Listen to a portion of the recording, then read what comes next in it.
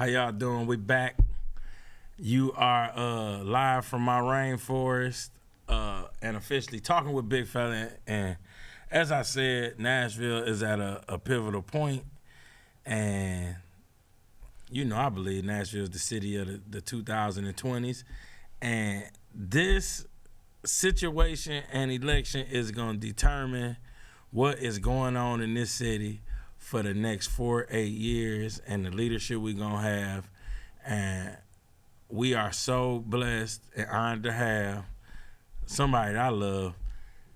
Ladies and gentlemen, at home on your couch, put your hands together for Miss Sharon Hurt. How you doing, Miss Hurt? I'm wonderful. How are you? I'm doing good. That is wonderful. I'm doing good. So good to see you. This is so cool. It is so cool. It's so cool to be sitting here talking to you in this situation. Listen, I'm so proud of you. I don't know what to do. I just am just elated. I feel like a proud mother today to see my kid.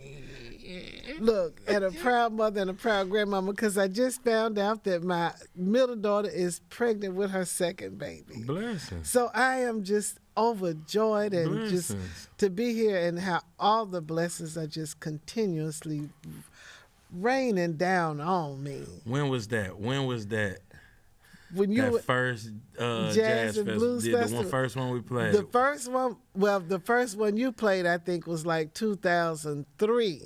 Yep. Yes. Oh, my goodness. Yes. So that's 20 years ago. That was 2003. I believe it was. That's crazy. Mm-hmm. Wow. Ain't it interesting how it worked? I never would have, picture, we'd be sitting right here. Yes. On a talk show talking to you, and you running for mayor. I'm running for mayor. Isn't that something? Where's T. Arthur? In Goodlettsville. Is he? Uh-huh. Okay.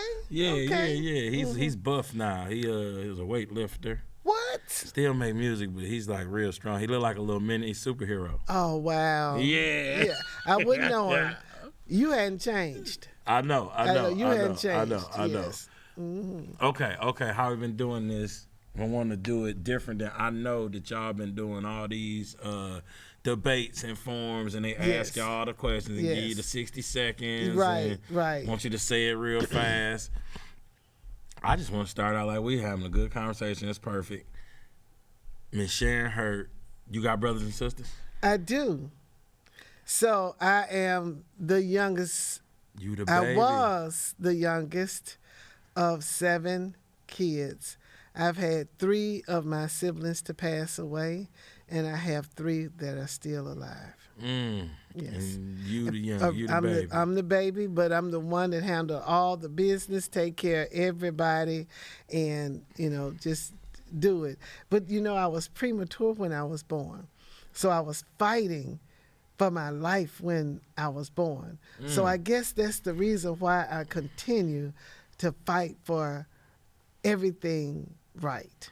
You know what? I always tell people, and part of my friends, but somebody say Sharon, I was like, Miss Hurt, she ain't taking no shit. Right. She gonna get it done, and she ain't taking nothing from Don't come with that nonsense. Right. It better be real. Right. That's it better be real. Absolutely. Yeah, I know that for a fact. It's right. Absolutely. That's one thing I can say. It better be real. Right. Because that's what we don't have time for all the other. And when I look at what's happening here in this space right here, it's beautiful. It has such a great spirit and vibe and feeling. I'm just loving it. You know? This place is interesting because it's like people coming, like Nashville, right? Nashville, one of them cities where people come with their dreams and they're like, I'm going to make it. All over the world. I'm going there and I'm going to make it. That's what my message is about. I want to restore hope and prosperity on every block. Because, see, I grew up, like I said, the youngest of 7 kids. My mother did not get her high school diploma until I was 3 years old. Right? Where at? Where you in Memphis, at? In Memphis, Tennessee. And, in Memphis, it's a blue-collar city, so we learn how to use our bodies from the neck down. Yeah. Okay? But my mother was an insurance agent, real estate broker. She had her own satellite post office. Now, I don't know how she created and got that done, but the U.S. Postal Service allowed her to take mail, sell stamps, money orders, take packages in a community. And this is in the 60s, right? She had an office. She had 2 contractors, another real estate agent in her office, and a seamstress. And she used to do people's taxes, and she fixed hair, and she was a notary public. So, she told me, you got to act like a lady, think like a man, and work like a dog. But let me tell you what else she did. She was wise. So behind her office, it was a row of bungalow houses. And they were made out of wood, only one door, no air conditioning, heating, and you could tell the families were destitute, right? But one day my mother brought one of the little girls home, used to walk back and forth, going to school. She got that girl some new clothes. She gave her a bath, washed and fixed her hair, fed her a good meal. And when that girl left, she was happy and found so much hope in life. And it's the same hope that I found when I came to Nashville from Tennessee to go to Tennessee State. I looked at Meharry Medical College and all of these doctors and the lawyers and the professors at Tennessee State and Fisk University, and I'm just in the mix of all of these people, and I'm like, man, I can go somewhere, I can be somebody. And then I learned how to use my body from the neck up. And that's the difference. But I got the dualities where I learned how to fight with my body, my mind, and my soul. I learned from Memphis and Nashville. I live in Bellevue, but work in North Nashville. Got a degree from Tennessee State and one from Belmont. So I see those dualities and I live them every day. It's a tale of 2 cities. And because I know them both, I believe it's the winning combination for me to run the city because I can relate to every person here. That's real. That's why you be going so hard. And ever since I met you in 2003, I ain't never not seen you working hard on something every time I seen you, literally. Right. I'm just thinking back right now as we talking. Right. Every single time. Absolutely. Up until right now. Absolutely. That's why I do it. That's why I do it. Look, I don't get tired, I get done. Or I'm going to be like 50 Cent and die trying. Yes. And I parallel my life a lot with Jefferson Street. Yeah. Because I say that we were knocked down, but we were not knocked out. And if we just put some time and effort and investment in it, it can come back better than it was. And that's the way I see Nashville. Nashville is a great city, and as you said, people come here to fulfill their promises and their dreams and things that they thought they could be. The songwriters, the musicians, the students, they have hope. Look at all of the people that are moving here every day. And I'm like, they need to feel hope. That's what's going on with our kids. They don't have hope, and I want to restore hope and prosperity on every block, in every community, and not leave one forgotten space in this city. I want the janitor and the CEO to have the same dignity, no matter where, no matter what their zip code, right? Because we all are humankind. The one thing I said that Abraham Lincoln said that if anyone could change public opinion, you can change government. And I want the government to be trusted again. I want the people to trust the government. And you do that by giving them the truth. And I'm going to tell the truth. All day long. All day long. I speak truth to power. But I want to change the definition of minority. Because people think that minority is race-based, but it's actually needs-based. We have to have humanity. It's for the veteran who's looking for housing. It's for the disabled person that may be looking for a job. It's for the mother that has 4 kids in Madison and need health care. Yes, it may be the LGBTQ, maybe a black woman, all of them trying to start their businesses, but they all need something at that time. And most of the time, people are asking for a hand up and not necessarily a hand out. Sure, no. You know? I do And if know. you give them the resources and the ecosystem that they need in order to do what it is that they're trying to do, give They them can the do it. space, give them the capital, give them the tools. You know, they say you give a man a fish, he'll eat for a day. Teach him how to fish, he'll eat for a lifetime. But I add, but you got to give him a fishing pole. Because whether he knows how to fish or not, if he doesn't have the pole to do it with, it doesn't matter. I say teach him how to fry it. That When too, you that get too, done. that too, that And too, make that some too. corn with That's it, it, you that's it. Coleslaw. Yeah, spaghetti. Okay. I got a question, right? Yes, sir. So this is what, I'm going to ask you this. So I ask everybody this, and it kind of throw people off sometime. When I was in Detroit, Right. I went back to Detroit 13, 14 to kind of try to figure it out, and I ended up being part of like this whole revitalization thing. And Right. they had the Detroit Future Cities and this 50-year framework plan. Right. It was beautiful. It's actually the most beautiful civic document I ever seen. I was like, wow, if they did this in places, people might get it. Right. But Detroit being a historically black city, it was always a space in there carved out for like a thriving black community. Right. In the plan, Right. in the 50-year plan, Right. they had spaces where black businesses, black community, and I often ask everybody in Nashville, I mean from mayor's office to random people like, does Nashville have to have black people? And if so, I like to hear their opinion of why, and it got to be in the plan because them developers will come in and once they buy it, once a company from wherever buy the land, you can't get that back and recreate it without a bunch of money. So is it in the plan somewhere, and does it have to? And I know you live it every day. You've been in there fighting for the whole thing, but I ask everybody that question, so I just wanted to get your thoughts on that one. So you know I'm going to keep it real. Yes. And I believe that it's in the plan. We don't know what the plan is because they don't share it with everybody, what the real plan is. But what I see is that, yeah, black people are in the plan, but they're in the plan to be poor, to stay down. Because, see, in order for some to be rich and stay rich, you got to have those who are poor. If you look at those organizations that make money, that's doing really well, they're doing it really well off of the backs of the poor people, right? And that's the whole plan. It's always been about the have and the have-nots. Yeah. And I think that has been the plan.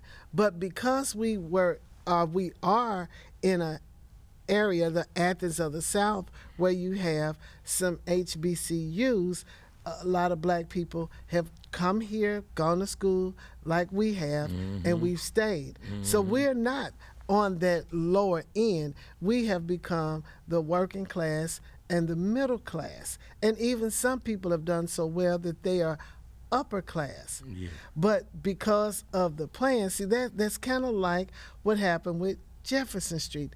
They brought the interstate in, and they were going to gentrify the community and do all of these things because, look, the interstate came in 1968. Then they fought and fought against it. And it wasn't just black people. They had professors from Vanderbilt, from Peabody, from Fisk, working alongside the community and Tennessee State University professors, and they fought.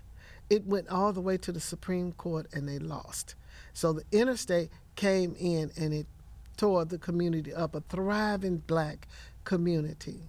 And that was in the 60s, 68s. So then you look at the later 78. So at the 68 time, it was about 63,000 people living in that North Nashville community. In the 70s, in the late 70s, it came down to about 53,000. Then in the late 80s, it was down to 43,000. So you're losing 10,000 people every decade, right?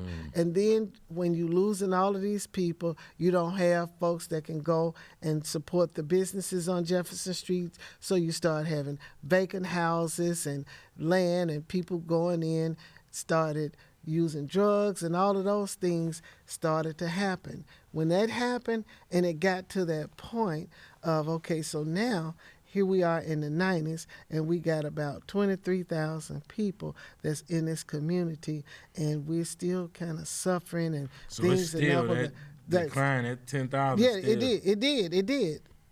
But in 1995, they brought in a Phillips Jackson redevelopment district.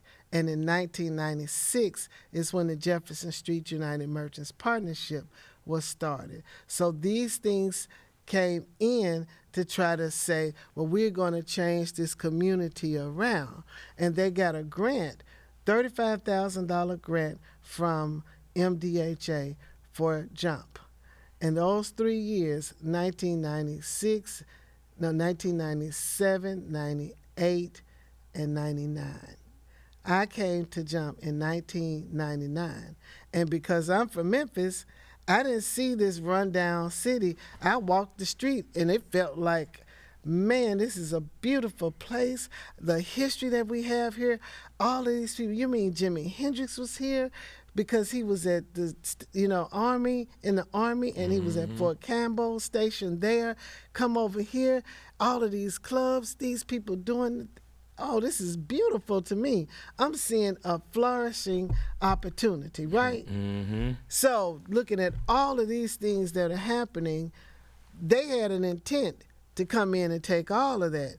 But because I'm like, hey, did y'all know Herbert Hunter was over here on Jefferson Street, and he was the first black man to work on Volvos? I started doing this, had the Jazz and Blues Festival, and things started changing. I went out and asking people for money because, I grew up with the Temptations, baby, and I ain't too proud to beg. So things started working and changing, and I thought that I was going to stop this gentrification from happening. But the plan was already there. Yeah. So they put things in place to make you think it's going to be one thing when actually it's another. Okay, then. So my thing is that the plan, yes, for black people, but it was for them to stay down. And so since all of this growth has happened, and so a lot of what happened to black folks is now start squeezing out other working class, middle class people, and they all not black and brown. Right. And they feeling the squeeze too because it's not affordable for very few people to live here now. So that's why we got to say, wait a minute, hold up. Too much money coming in here for us all not to benefit. Right. And that's why I want to change it, because we do need a strategic plan. But I believe if we start with what Dr. King said, and that is, I have a dream, that's how we make this change, because people won't give up. Just like I didn't give up on Jefferson Street. And look at what's happening now. It was people I was talking to, but other folks were really listening, and they have come in and made that renaissance occur. Okay. I know that was a lot. No, that was good though. I know it was a lot. Nope. But I just need you to stay with me. Nah, because that was good though. But I just want to get to some other stuff too. I'm gonna tell you, Bobby Womack, 110th Street. He tell you that how you got this separation, how you got to have the poor side in order for the rich side to stay rich. Go listen to it. Listen to it. Okay, tell me this then. Tell me this. So, let's talk about this transit thing, right? Is it possible that we missed the boat on when everybody didn't vote for the light rail or even that AMP thing? Yes. That we missed. Is it too late now? We had to do. See, to me, there's the option to do nothing is not an option. Nothing from nothing leaves nothing. So we should have done something, and if we made a mistake and we should have done something else, at least we knew what not to do. Yeah. But we've done nothing, and we have got ourselves in a space where we can't even move. We're in a gridlock almost. But no, it is never too late. Okay. Never too late. I think, I'm a pragmatic and simple kind of person. Yeah. And I just think if we just start changing the schedules and having staggered times when people go to work, staggered times when people go to school, if we would get some buses and get all of those high school magnet students, those that are in magnet schools, and put them on buses and run the buses all over town, you bring hundreds of cars off the street. You let folks, when we were at COVID, we realized that people didn't have to be at work at 7 o'clock or 8 o'clock or 9 o'clock because they were working from home. So now we see that we can do that. And I just think if we just did some changing of those schedules and flex times with our schools as well as our businesses, that can alleviate some of the congestion. I think we got to have a much shorter reduction of time it takes for the police to get to an accident that has occurred, because it takes them so we got to maybe change the regulations. Move your cars to the side of the road, let the cars keep on going if you have an accident, if you can move it, right? Other thing is, I think if we regulate HOV lanes, meaning that everybody that's coming from our surrounding counties use the HOV lane, and they got that designated lane, you get a pass, and let them pay small amount for them to be able to do it. Like, but actually use the HOV lane. just actually use it, and you going at 70 miles an hour and making sure that all of those that are coming from Rutherford County, from Montgomery County, from Dixon County, from all of these, Wilson County, all around that they're driving, that they're going, and the traffic is not stopping. We can do that. But we got to have a regional transportation program. I'm actually talking with a group right now that is looking at what is causing the congestion. See, for me, you got to get to the root of it before you can get to the fruit of it. So we find out what's causing the congestion, we address that, and then alleviate those things and make it work. I do think we need light rail. I think we need to expand the rail system that we do have. So we got some short-term and long-term plans that we need to institute and execute for us to get to the place where we need to be. But doing nothing is not an option. That's so real. That is so real. Okay, then. Okay, what about... I know what you're going to say. I'm just wondering, so this is a big event time. Right. Nashville, big event time. I know where we're going. They've been working on it for a long time. That ball is already rolling. Absolutely. And it's working. And it worked. We're a major it did city, what it did. Yeah. We do major things. So I know your next question is about stadium. You don't have to tell me. I'm not even talking about the stadium. Okay. That's already well, I'm going to tell you about the stadium, too. Yeah, because even on the stadium situation with the not just the stadium, the East Bank. I think it was all talk. Everybody talked about a stadium, but it's more than a stadium. That's right. That's it right there. New neighborhoods that don't exist. That's it right there. And you get to plan them from the beginning, so you can make them the way it need to be. That's exactly it. So that's what I did. But nobody know that though. That's what I did. Nobody thinking about that. That's what I did. That's what I did. So with the stadium deal, I put in a 25% participation for small minority and women-owned businesses on that $2 billion that they are going to take to spend to make that stadium. So when you're talking about 25% on $2 billion, you can bet your bottom dollar that there's going to be at least $300 million coming back to the small minority and women-owned businesses. And now some of my colleagues say it's going to be $4 billion.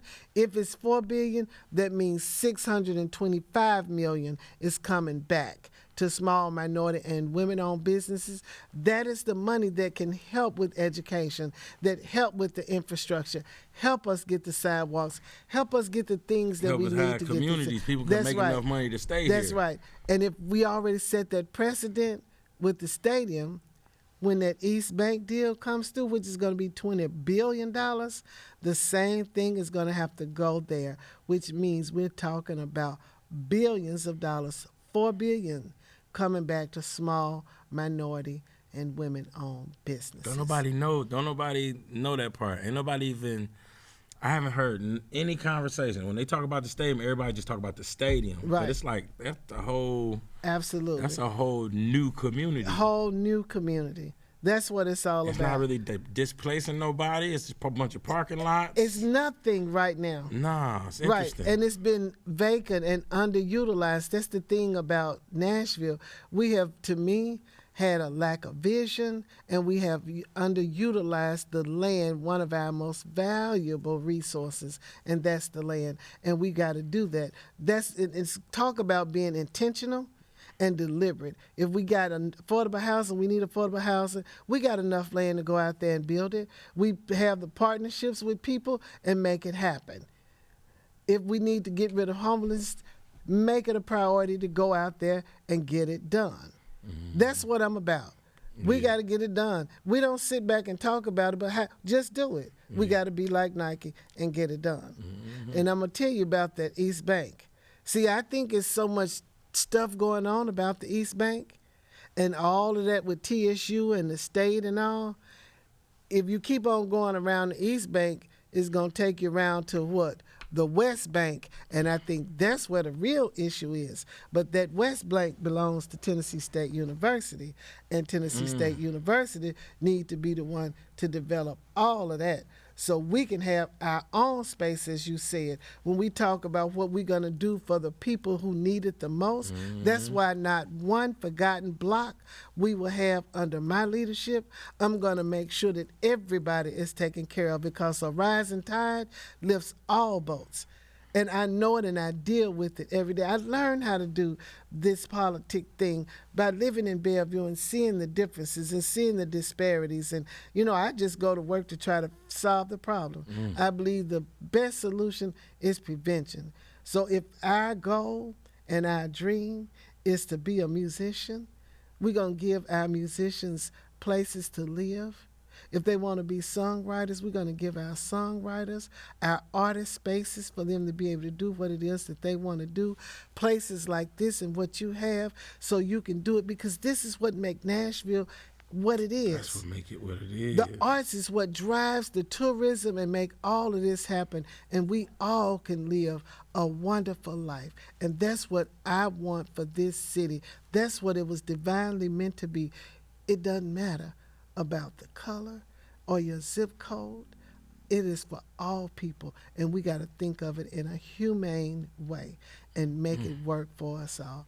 Nashville is the most diverse city in this state.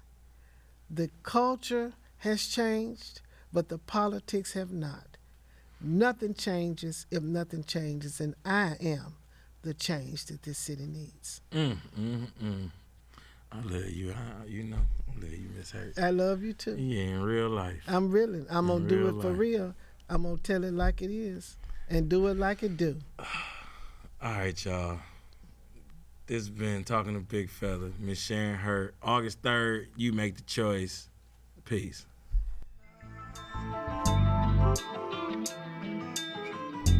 La, la, la, la, la, la.